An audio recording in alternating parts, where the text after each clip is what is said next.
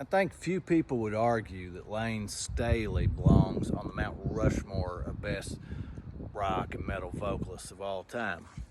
Somebody else that might lay claim to a spot up there is Glenn Danzig. Now, a lot of y'all might laugh at that. This matchup of the Sweet 16 and the 400 albums tourney pits two albums that really could have won the entire tournament. They're matched up against each other, so only one of them is going to advance. You got Alice in Chains' Dirt going up against Danzig 2, Lucifuge.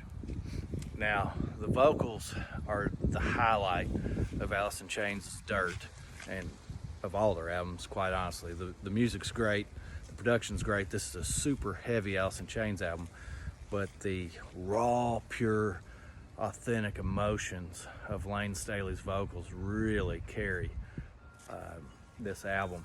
And it's a dark album. Deals with addiction, and Lane embraces his addiction.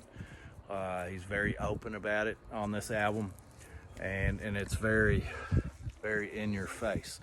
Now it's going up against Danzig 2, Lucifuge, which I just couldn't get over when I was singing along how complex Danzig's vocals are on this album.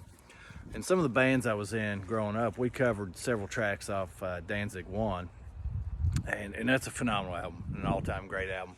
Never covered any off of Danzig 2. I want to do Her Black Wings, but we never did.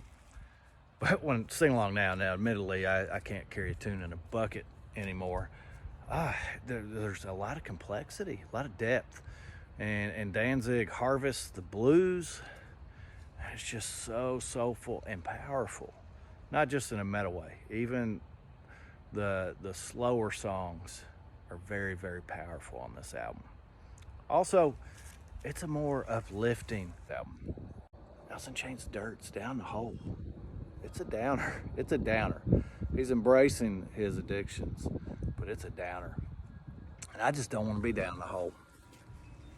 I'd rather be 7-7-7. Advancing to the Elite 8, 400 albums turn, Danzig 2, Lucifuge, which will be going up against Lightning Hopkins, so you have blues on blues in the Elite 8 matchup. Cheers.